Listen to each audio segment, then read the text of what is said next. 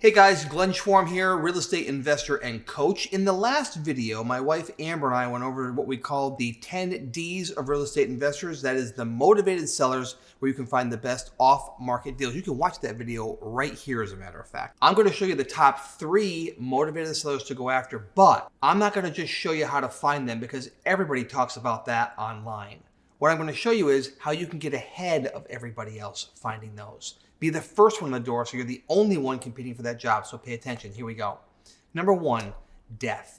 Not a fun topic to talk about. However, when somebody passes away, typically they leave a house behind. If that is the case and has to be dealt with, the family has to deal with it. How do you find those before anybody else does? Most investors today are using a list. They buy that list from a list producing company, or they use what's called AI, artificial intelligence, to discover who is going to be owning that vacant house in the family. Now, the only problem with that list is by the time you get your hands on that list, it could have been 5 months, 6 months, or 8 months or longer before that makes an actual list through the estate process. So there are more people that will market to those. It's not on the open market, but people market to those properties. Here's how you can stand out from the competition.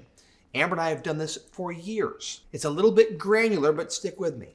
Obituaries. When someone passes away, what's the first thing that happens? Almost always within the first week, it gets listed in a local newspaper. I'm going to encourage you to reach out to those families. Now stick with me. I know you might be saying to yourself, oh my God, that feels tasteless, and I understand. But I don't want you to reach out and say anything about the death. You know how I know? Amber and I made a bad mistake early on. We sent out a sympathy card to people and said, we're sorry for your loss.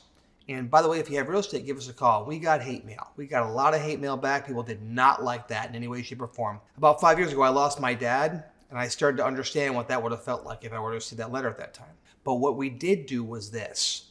We target marketed and sent out a generic letter just saying, hey, we're buying houses in this neighborhood. If you know of any, please give us a call. You see, it's a very different marketing piece. I'm not talking to the person directly. I'm not mentioning that because I don't know what phase they're in. Some people, when a loved one passes away, want to sell the house right away. They have no emotional attachment. They want out. So they'll grab that letter and give you a phone call. Some people, it'll take some time. So you want to send that letter a few different times, usually over the course of a month, at least once a month, for the next 5 to 6 months, maybe 8 months. Give you the same letter over and over again and just keep sending it out, saying, look, I'm looking for a house in your neighborhood. And therefore, when they are ready, they will have an idea on who to call. Long before your competition gets it, because it's long before it gets on a list if you play your cards right. So that's number 1, how you can find them before anybody else. The next D is delinquency. Obviously, you can buy a list of people that are falling behind in their bills, and you can figure that out. I want to tell you right now how you can get ahead of your competition. If you've ever missed a bill, what shows up in the mail typically? Delinquency letters. Do you notice that they have red print on the outside of the letter, especially if it's a tax delinquency? Now, tax delinquencies are public knowledge, so people can look that information up and know what the house for sale. I'm talking about other delinquencies. If they're missing other bills, there's a very good chance they're falling behind in their mortgage, and they may have an opportunity or they may have a desire to sell their house. How do I find those people? Well, I bring in the U.S. mail carrier. I'll find the mail carrier in that area and I'll pay them a referral fee if they just let me know what's going on. Now, I'll tell you right now, this is probably a dicey conversation because people say, well, they can't do that. Well, I don't know about you. I got pretty close with my mail carrier because I saw them all the time. I work from home. So I was home all the time. How you doing? How you doing? You know, give them a gift, give them a little tip at Christmas time. And I said, listen, if you ever know of any houses that you think might be falling behind, let me know. I won't use your name. I just want to know so I can get a letter out to them.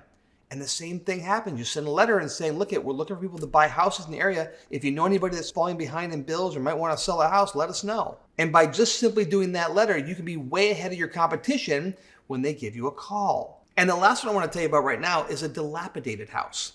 Now, where can you find that information? Well, there's some of what we call guerrilla marketing. Guerrilla marketing is when you go out and do the legwork yourself. It doesn't cost anything, but a little bit of time. But you can go to your local code enforcement and see if anybody has any citations that have been unanswered for properties that have been unkept. So if their lawn is too high, if they have broken windows, if they have a car in the driveway that's not run for years, right? These are indications that that might be a dilapidated house that you can drive by, take a look at, and get a direct mail piece to. Or you can just knock on the door if you want to. Take your life into your own hands, but you can do that. We've certainly done that over the years. You might be asking, what is code enforcement? Well, local towns have building inspectors. Neighbors that don't like seeing a dilapidated house next to them, or things broken, or a car in the driveway, or other problems like an overgrown lawn, or mail stacking up in the mailbox, they will call the local town inspector, and that inspector can issue a citation. So they enforce the codes of the local town. They enforce the building codes of the local town. They will know, and that usually is public information. That's at the town and the city level typically. To locate your local code enforcement, just Google the town that you're in and look up their town building. It might be where you go to vote. It might be where you go to get a dog license. Maybe where you go to pay your taxes. Typically in that building is where the building inspector is. So Google building inspector in your local town, and that will typically lead you to the code enforcement office. I want you to enlist other people to look for properties for you. If you remember earlier, I said to enlist the local US Post Office personnel to let you know, because remember, they know what's going on in a neighborhood because they see the mail. What I also want you to do is talk to local contractors, dumpster companies, clean out companies, people that will be going to a dilapidated house for their own service. A dumpster company might be called to go to that house. That same dumpster company might be also called to go to an estate house, won't they, to clean it out? And if you just let them know that you're willing to pay them $1,000 if they give you a lead that you end up buying the house, cost them nothing, and they can make $1,000 for it, you now have enlisted other people to be on the lookout for properties before your competition even knows they're on the market. That's how you get ahead of everybody else, is to enlist other people that are out and about. So tell your mail carriers, tell your local trash companies, anybody that's going to be driving the neighborhood for their own service, let them know what you're looking for and you're willing to pay a referral. They will lead you to dilapidated houses and other houses that might be for sale. I want you to use that same concept when looking for the other motivated sellers as well. For instance, let estate sale people know that you buy houses, because when someone passes away, they almost always call an estate sale company to come clean out their house. You might want to call an auction company and let them know the same thing, because when somebody passes away, they will auction off many times the goods. They don't want the house. They just want to auction off the goods, and you let them know that you're looking to buy a house. Remember, enlist other people to look for those properties for you. When it comes to delinquencies, if somebody gets far enough down the path that they're delinquent enough to start to consider bankruptcy, you should be networking with local lawyers and bankruptcy attorneys that might be getting that phone call from that motivated seller, and let them know that you are willing to pay cash for that house. That's how you get far ahead of your competition and know about potential deals to purchase long before anybody else knows what's going on. Your competition will sit back and say, I don't get it. How are they getting all those houses? And you will be the one out there getting them. All right, we just covered 3, and there are 7 more. So if you want to learn more about motivated sellers and how to find them, click here. And if you want to learn about how to fund your real estate deals, click here.